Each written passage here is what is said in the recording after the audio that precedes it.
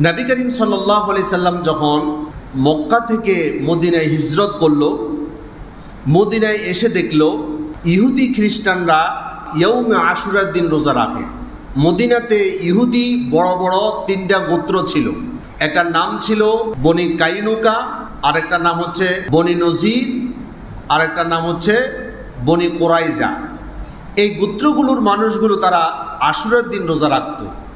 নবী করিম সাল্লাল্লাহু আলাইহি সাল্লাম তাদেরকে জিজ্ঞেস করলো, এই দিন তোমরা রোজা রাখো কেন? তারা বলে, এই দিন বনি ইসরাঈলদেরকে ফেরাউনের কবল থেকে আল্লাহ তাআলা নাজাতের ব্যবস্থা করেছেন, এজন্য নবী মূসা আলাইহিস সালাম রোজা রেখেছেন। তার জন্য নবী মূসা আলাইহিস সালামের স্মরণে আমরা নিজেরাও রোজা রাখি। আসুন আমরা সরাসরি হাদিস থেকে শুনি। সহিহ বুখারীর হাদিস নাম্বার 2004 عن ابن عباس رضي الله تعالى عنه قال قدم المدينة رسول الله صلى الله عليه وسلم। ইবনে আব্বাস রাদিয়াল্লাহু তাআলা আনহু তিনি বলছেন, কদিমাল মাদিনাতা রাসূলুল্লাহ সাল্লাল্লাহু আলাইহি সাল্লাম, রাসূলুল্লাহ যখন মদিনায় আগমন করলো, ফারাআল ইয়াহুদা তাসুমু ইয়াউম আশুরা, রাসূল পাক সাল্লাল্লাহু আলাইহি সাল্লাম দেখলো ইয়াউমে আশুরার দিন ইহুদিরাও তারা রোজা রাখে। ফারাআল ইয়াহুদা, ইহুদিদেরকে দেখলো, তাসুমু তারা রোজা রাখে ইয়াউমে আশুরা, আশুরার দিন। ফাকালা মা হাদা, রাসূলুল্লাহ তাদেরকে প্রশ্ন করলো, এই দিনটা তোমরা কেন রোজা রাখো? ক্বালু হাদা ইয়াউমুন সালিহুন হাদা ইয়াউমুন আযীম। ইহুদিরা রাসূলকে উত্তর দিল, এই দিনটা হচ্ছে অনেক বড় দিন, অনেক গুরুত্বপূর্ণ দিন, এটা অনেক মর্যাদার দিন।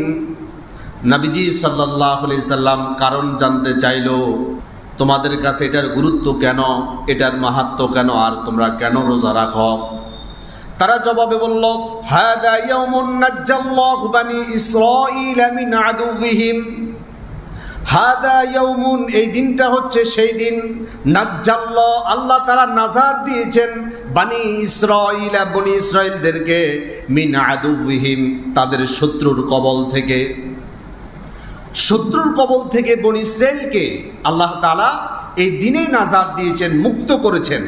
ফাসামাহু মূসা, সুতরাং এই দিনে নাজাত প্রাপ্ত হওয়ার কারণে, এই দিনে বিজয় লাভ করার কারণে নবী মূসা আলাইহিস সালাম রোজা রাখতেন। ফাসামাহু মূসা, মূসা আলাইহিস সালাম রোজা রেখেছেন।